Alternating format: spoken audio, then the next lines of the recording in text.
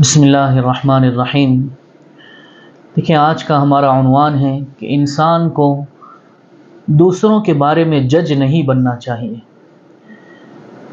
ہم ذرا اس کو سوچیں اور اس کو سمجھیں، یہ بہت اہم ٹاپک ہے، بہت اہم عنوان ہے۔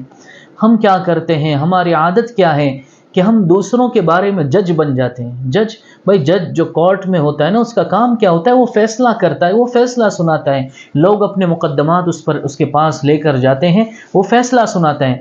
ٹھیک ہے، وہ اس کا کام ہے، وہ کام کریں۔ آج کل ہر انسان دوسرے کے بارے میں جج بنا ہوا ہے۔ ارے اگر ہمیں جج بننا ہے تو ہم خود اپنے بارے میں بنیں، دوسروں کے بارے میں جج نہ بنیں۔ اس کو اچھی طرح اور وضاحت سے ہم سمجھتے ہیں۔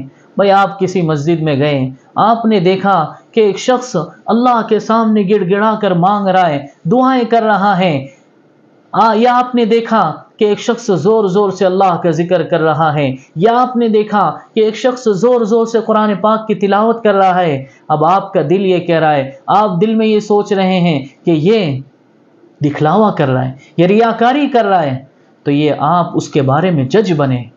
یہ صحیح نہیں ہے، یہ بہت غلط عادت ہے۔ ہم دوسروں کے بارے میں جج بنتے ہیں، یہ بالکل غلط عادت ہے۔ حضرت پیر ذوالفقار صاحب دامت برکاتہم العالیہ، انہوں نے لکھا ہے، یہ اتنی خطرناک عادت ہے۔ وہ فرماتے ہیں کہ ایک اللہ والے کا واقعہ لکھا۔ وہ فرماتے ہیں کہ انہوں نے دیکھا ایک اللہ والے نے کہ ایک شخص دعا مانگ رہا تھا گڑ گڑا کر۔ اللہ والے فرماتے ہیں، میرے دل میں خیال آیا کہ یہ ریاکاری کر رہا ہے، یہ لوگوں کو دکھلانے کے لیے کر رہا ہے۔ قسم خدائے پاک کی 6 مہینے تک میں دعا کی لذت سے اللہ نے مجھے محروم کر دیا۔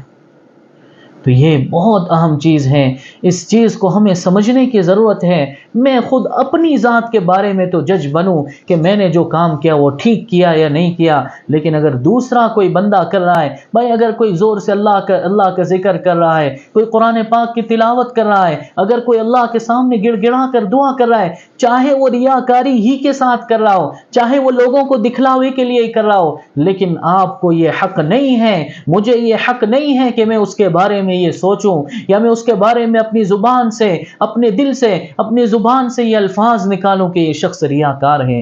یاد رکھیں، ہمیں حسن ظن کا حکم دیا گیا کہ میں لوگوں کے بارے میں اچھا سوچوں، چاہے کوئی میرے بارے میں جو بھی سوچتا ہو، لیکن میں لوگوں کے بارے میں اچھا سوچوں۔